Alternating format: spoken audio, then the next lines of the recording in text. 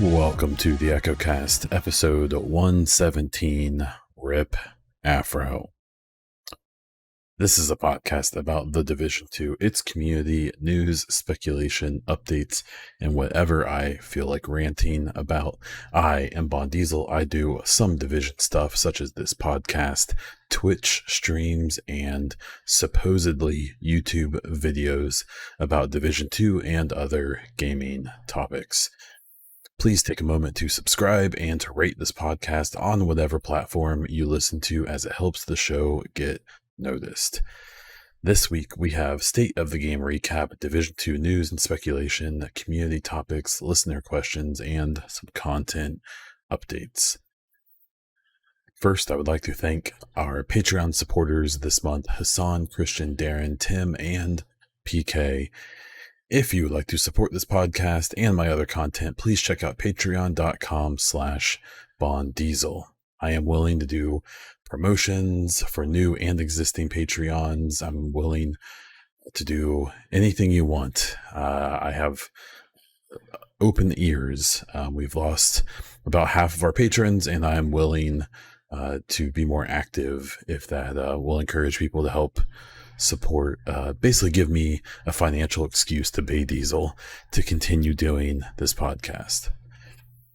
Before I move on, I do want to throw out something that unfortunately I only found out a few weeks ago. If any of you knew who Walter Stallworth Jr., aka the Afro Samurai, was, he passed away suddenly in July, or in June. He was one of the very first people I met and began interacting with in the Division community 6-7 years ago now, before I even streamed or did really any content.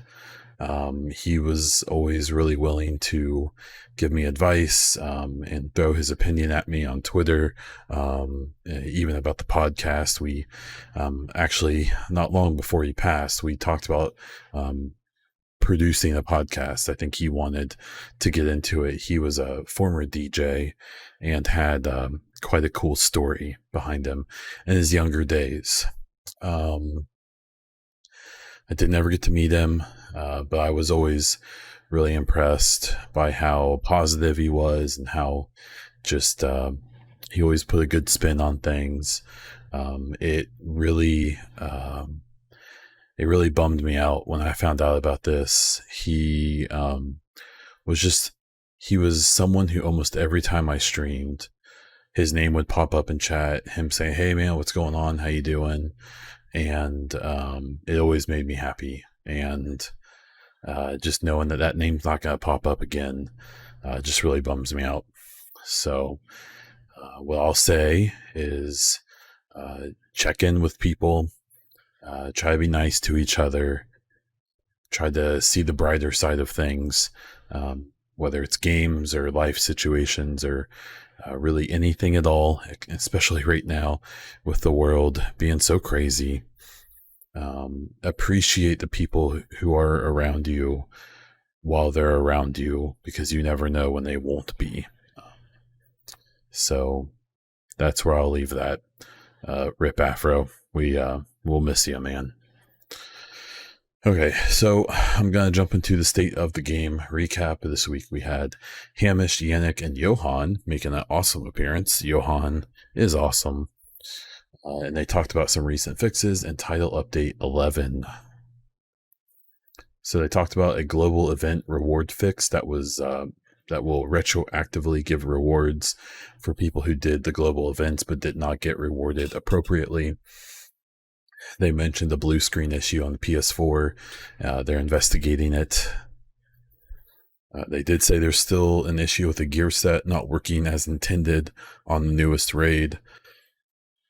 And supposedly they're looking at the leaderboard still to get rid of people who abused and got the raid done faster than they should have.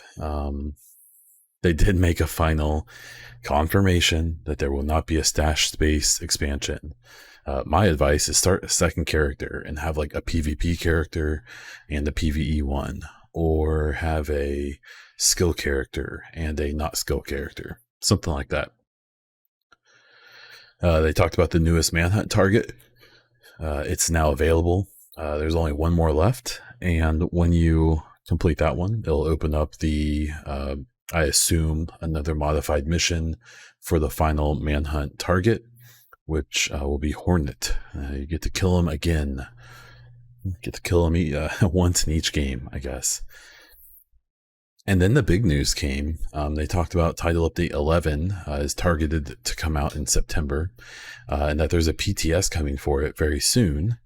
And then what was the most interesting news was I think Hamish may have accidentally, or not accidentally spilled the beans on the Skyscraper mode coming in Title Update 11. So there's that. They didn't comment if it's going to be in the PTS or not. I kind of hope it's not. If it's really just going to be a PvE mode of some type, I would rather save the surprise where everyone can play it. But we'll see. And that was about it. So my thoughts on the state of the game, the Skyscraper mode coming with Title Update 11 was definitely the biggest news. I personally didn't expect that mode to be coming until like next year. I definitely did not expect it to be coming in like a month. So that's cool. The eternal contrarian of my brain now kind of worries that it's coming already. A part of me hopes that it's like fully baked and that this isn't some response to maybe some kind of perceived lack of content and things like that. I mean, I'm excited either way. It does make sense for it to come now because I assume this mode is going to take place in New York City. I assume it's going to be some type of continuation of the Warlords of New York story. I'm really curious if they're going to have the balls to put it in the new World Trade Center. If you remember in the first game, the World Trade Center 1 was still being built, I believe, or was released or was finished like after development of the game. So you actually don't see the World Trade Center even in the skyline of Division 1. But in Division 2, it is out there. You can see it. So I am curious if they're going to use that building. It also could be the Empire State Building. Which would be really interesting because that would the Empire State Building is located in the DZ of Division 1. So then that would be interesting how they would figure that out. But the new World Trade Center is not far from the Warlords of New York's area. So I suspect I don't think that they're going to expand the map all the way there.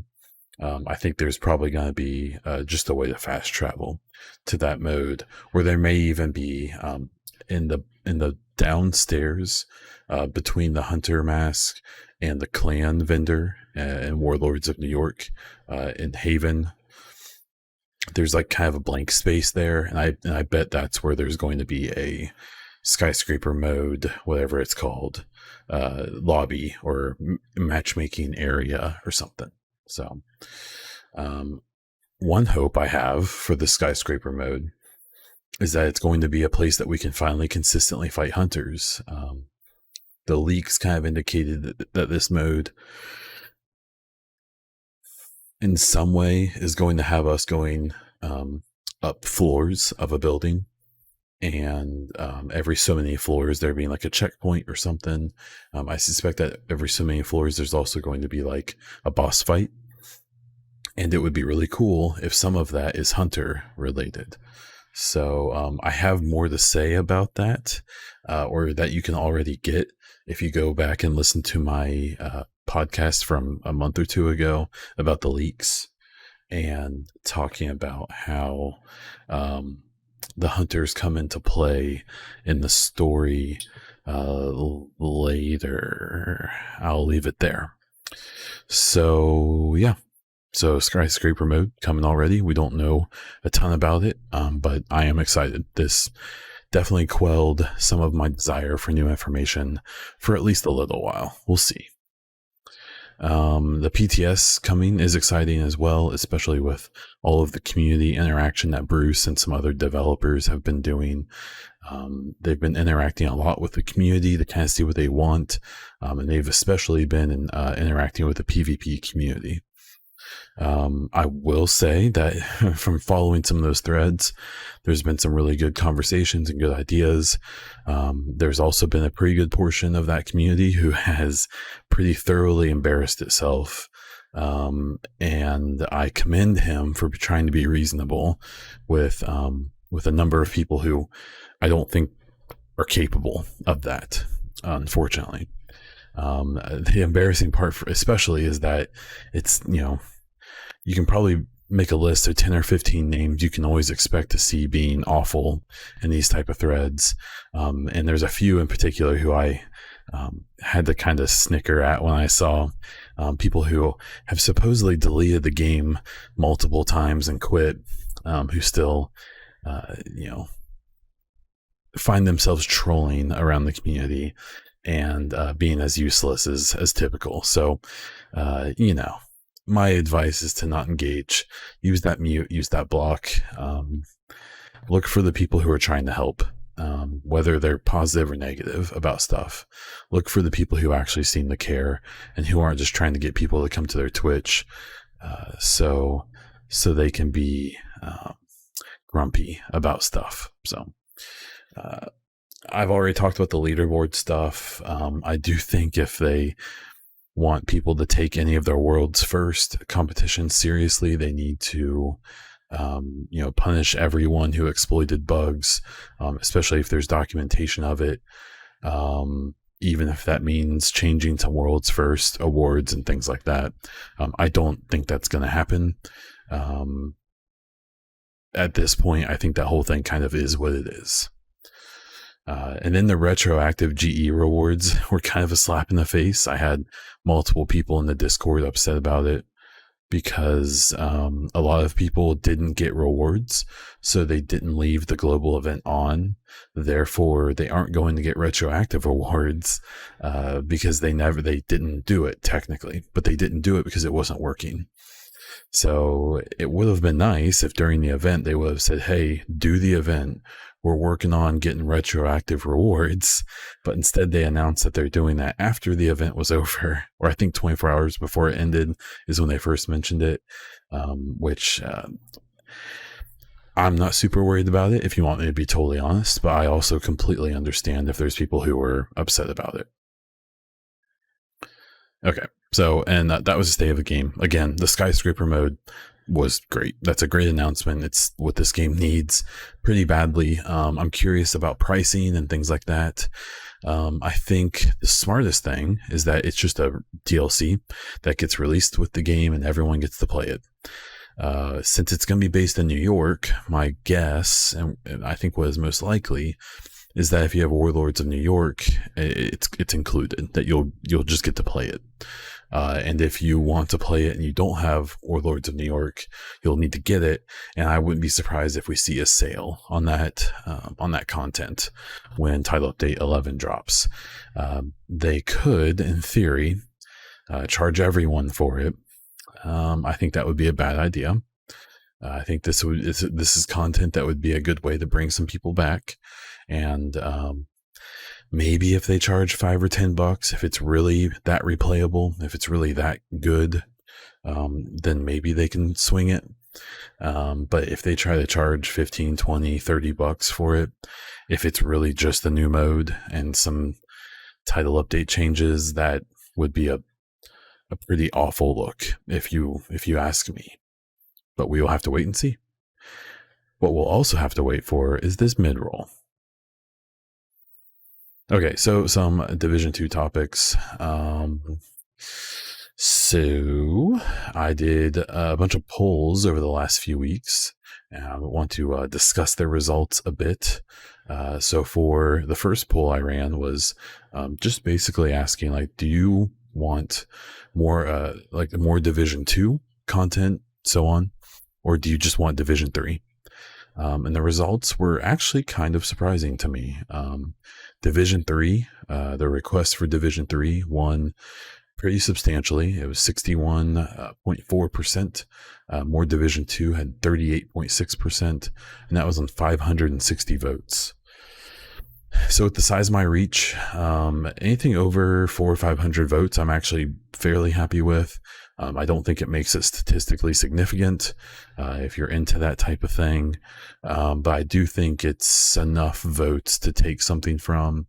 I posted it pretty heavily in my EchoCast Twitter account and my personal one. Obviously, my personal one probably leans to more of a PvE side of the game, especially with the other polls I'm going to talk about. But my EchoCast one, because it used to be a Division 2 hub account, where I kind of rebranded when I realized that account really wasn't doing much anymore. I figured it was a good place to find a home for the EchoCast. So 560 votes I'm happy with, and I have to say I concur. The Skyscraper mode, hopefully it's super cool. Since that's coming, we don't know for any fact that there's another raid coming, and we know that there is a season 3 and 4 after the current one. And I am going to bet and guess that season 4 is going to culminate, especially if you've read the leaks and have a general idea of what that story is going to be. I think that season 4 will conclude with an announcement of Division 3. I think season 4 is supposed to happen or end in or around like March or April of next year. So that would put it in about the right time frame when they announced Division 2, when Division 1 and 2 were both released. So we'll see. I'm just curious because right now, we know Red Storm isn't working on Division 2, and they haven't been since shortly after release. There's a large number of people who worked on Division 2 who aren't. Probably the most notable name being Thylander. He's working on some project that he hasn't talked about, and I have no idea. So you could assume that these people and studios are all working on Division 3, because this is kind of what happened in Division 2, where they supported it or Division 1, where they all supported it for a while, and then after some time got moved to Division 3 or 2, getting all mixed up. But I don't know. It kind of doesn't seem that way, because a lot of them have, especially the Red Storm people, have been pretty, even in their Twitter profiles and stuff, like it specifically says, I am no longer working on Division 2. And I've seen people even from other studios who have been like Annecy and stuff like that. Annecy is an interesting one because they helped with some of the newer content. And I've been trying to pay attention to some people who work at Sophia, because I believe they're the ones who did the raids, to see if they're still doing Division stuff, which would potentially imply new raids. We'll see. But yeah, seeing that many people want Division 3 instead of more 2 is, I guess, kind of expected. It's almost a 2/3 of people almost are wanting that. I will argue until the end of time that Division 2 is an extremely good game. For most people, for 200 or 300 hours, maybe more, maybe up to 500. But I do think most people just kind of want to see what's next. And I kind of think this whole seasonal system has not really been as exciting as it could have been, because the release of it is just so drawn out. And then I think we can all agree that the episode 1, 2, and 3 of year 1 was kind of a letdown as well. So I think there's a lot of people who are interested to see what comes of the rest of Division 2, but a lot of people are hoping for Division 3, and myself, would not be against seeing a big shuffle of what Division is in the next game. I kind of don't want it to just be more of the same with some stuff added on. I would actually like to see the formula of the game and a lot of elements of the game change pretty drastically. And maybe we'll talk about that in a different podcast. The second poll I ran was what do you play Division 2 for? And the results came back 77.1% said PvE, 15% said PvP and PvE, and 7.9% said PvP. And that came to a super funny 420 votes. Again, this is very unscientific, definitely not enough numbers for any statistically significant results, but still, I think, telling. I've ran these polls before in the first game as well. The results were almost exactly the same, if I remember correctly. Now, there were some dissidents who were saying things like, well, the PvP community has left. Well, the same people who were complaining about PvP when the game came out and when Division 1 was out are the same people I see complaining about it now. So I'm sure the PvP community has shrunk. But when it comes to the Twitter representation, it certainly seems like the same people who were complaining 3 years ago and are complaining now. So I kind of push back on that. I've also had some conversations that have led me to believe that this PvP focus number is actually a bit high, from the first game especially, and that I think the PvP community is especially loud in this game, in this community, but I think sometimes some of that makes them think that they're more represented than they really are when it comes to the actual player base. I don't think I've seen even, statements such as, PvP keeps this game alive and so on and so forth. If that's true, it's doing a pretty terrible job, no matter how good or bad the PvP is.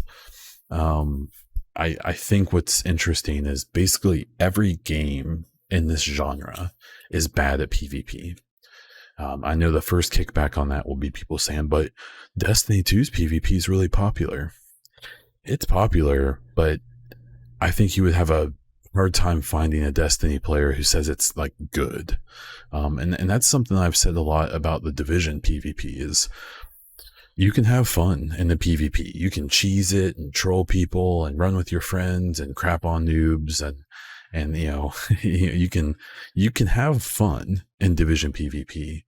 But that doesn't mean it's good. And I think the lack of people interested in it and the lack of people to focus on it is a reflection of that. That even the 15% of people who like both, that's, to me, it's fairly telling.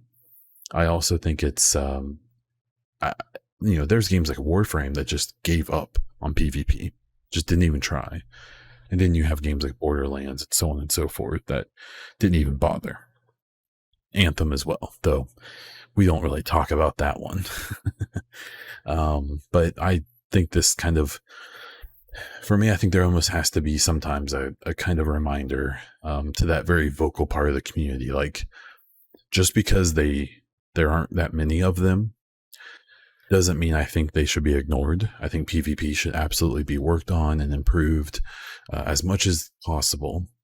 But I think the people in that group just need to be a little more realistic, to realize that one, this part of the game isn't really the focus of this franchise in general, even though I understand that before the first game came out, it kind of seemed like it would be with the Dark Zone and so on. But unless you've just been wearing blinders for the last 4 or 5 years, you really shouldn't still think that that's going to happen, because it just obviously isn't. And I think it's kind of hard to deny that the people in that very small part of the player base are the ones that, whenever there's a Division 2 post or a dev post something or asks a question, it doesn't often seem like it's the PvE players who are on there saying awful things about them personally and causing all kinds of mischief. So I just think that there needs to be kind of like a check every now and then for people to realize kind of, where the community really stands, and that just because there's a lot of YouTubers and Twitchers and, the whole, 50 people watching Division 2 at any given time. Just because it seems like there's a lot of people in that part of the community, it's really just because the community itself is not very well represented on social media, and that the people who are happy tend to not be very loud, and it just seems like there's a lot of people who, there's just not much to say about PvE. It's just, it is what it is, whether you like it or not. So I like that poll. I think it kind of reinforced what I've already assumed. And it made some people mad. So all in a good day's work, in my opinion. And then the final poll I ran, which surprised me actually a lot on the results, was what do you want from Division 2 now? So the results came in at 42.3% said new missions, 41.5% said new modes, 9.7% said new guns and gear, and only 6.5% said new raids. That was with 402 votes. So what's interesting is that the 6.5% seems like a low number for raids, but it's actually about the percentage of people on all three platforms who complete the raid. So it's actually fairly telling that only that percentage of people even want new raids. I don't want new raids. I think that they were a cool idea. I think the first one brought a lot of attention to the game, for good, for better or worse. Unfortunately, some of the real big names who tried to do the first raid, like Broman and Shvivdi, as well as like the Kinda Funny crew, tried to do it. And I believe, well, the Broman and all those guys just couldn't do it. They spent hours and I don't think they got past the first boss. And the Kinda Funny guys tried to do it on console. And if you remember, I believe it was a week or two after the PC players finished the first raid. I'm pretty sure it was at least a week, if not 2 weeks after that the console first console player beat it, or team. So there was a lot of attention on that raid, which was cool. That attention definitely waned on the second one. There were not very many people watching Division 2 when the second raid dropped, and there weren't really any giant names streaming it. There were a few people who are kind of already involved in the community. But the raids are obviously kind of meant to be like an event, and it seems like the second one wasn't really an event. And then with some of the accusations and admissions that came from it, in hindsight, now it's turned into kind of a cluster, and actually has kind of, I think, looked bad on the game, especially with a lack of response. So the new missions beating out new modes actually kind of blew my mind. But then when I thought more about it, the new modes, like this new Skyscraper mode, hopefully it's super cool, but the only new mode that we've gotten in Division 2 has been Kinley College. And I suspect that in some part, there's a few people who are like, if new modes are going to be like Kinley, then I don't want them. And I think there's a lot of people worried about the Skyscraper mode. And so the new missions winning actually isn't that surprising if you realize that most of the gear gotten in this game is from doing missions, I'm sure. I have to imagine that a majority of the rewards people get in this game at this point are still from missions. So there it is. That honestly surprised me. And then the guns and gear coming at 10% were actually a little bit surprising as well, because we already have a ton of guns and gear. I suspect with the next 2 seasons we'll get more even. So that actually kind of surprised me that it even beat out raids.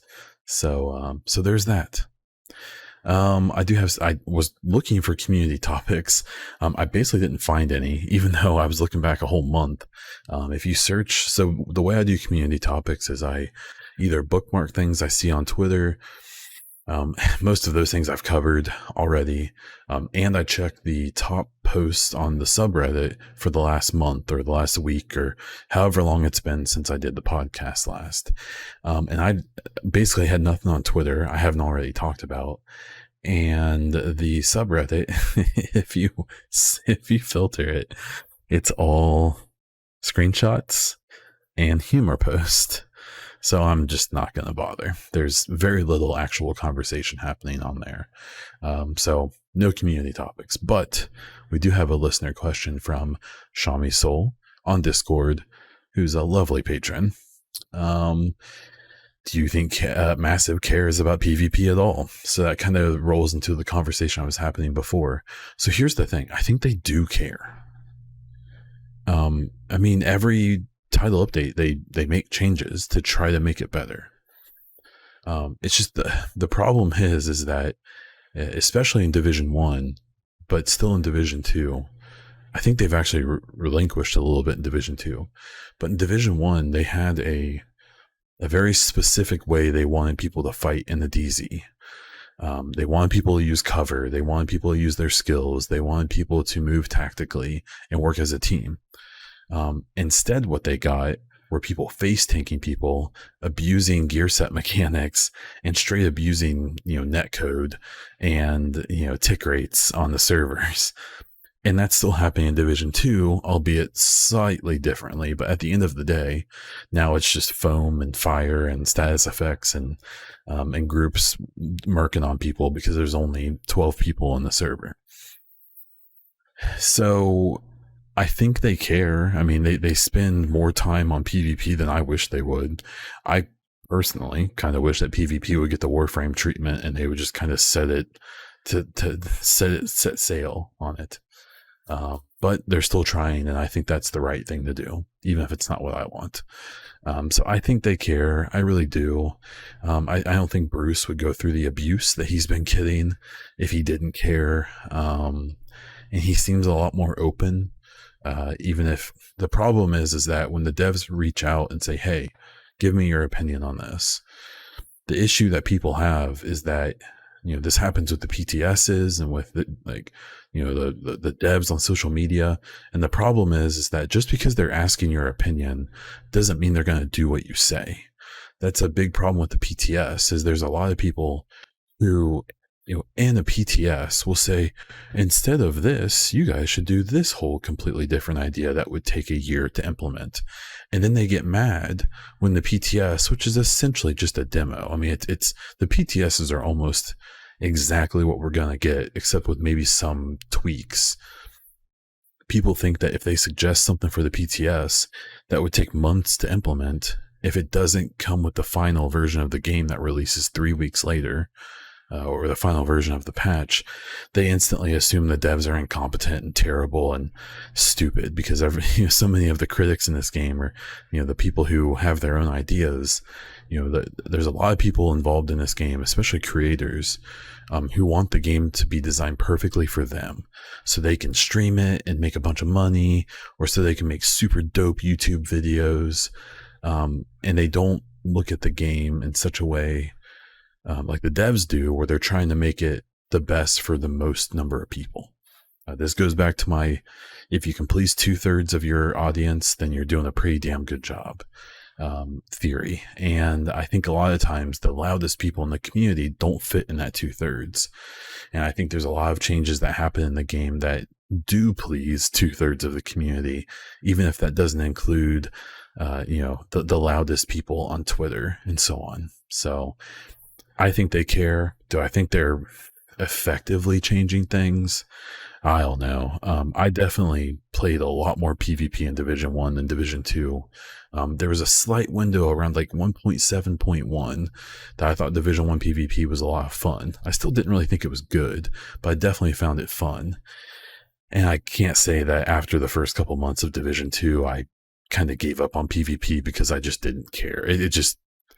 I can play Tarkov, I can play Call of Duty, there's other much better experiences I can play if that's the experience I want. So yeah, I think they care, but I don't know if that's enough. Okay, so some content updates before we wrap things up. I am mostly doing Division 2 Manhunt stuff on my streams, mostly on the weekends. I will play some Tarkov if I have nothing to do in Division 2, but that hasn't quite happened yet. I'm kind of bouncing between this podcast and my Xbox Dadcast podcast, just kind of depending on what news is available. Bay Diesel is going back to teach soon, going back to work full time, face to face, which is considering this whole situation, kind of stressful and sucks, but we have to provide for our little baby Diesel. So there's a chance that that means that baby Diesel will be, with my in-laws during the day, and that means that I may have some time to do streams during the day or early afternoon, depending on my own work schedule, which is still technically from home, even though I've been going in a fair bit. So just keep an eye out for that. And that's it. That's what we have this week. So I am Bon Diesel on Twitch, where I try to stream a couple times a week. You can check me out on Twitter at Bon Diesel, or if you don't want my super fun anecdotes and political posts, you can check out at the EchoCast on Twitter as well. If you want some cool EchoCast or Bon Diesel merch, check out designbyhumans.com/shop/Bon Diesel, or just search for me on there. That's all I have. So until next time.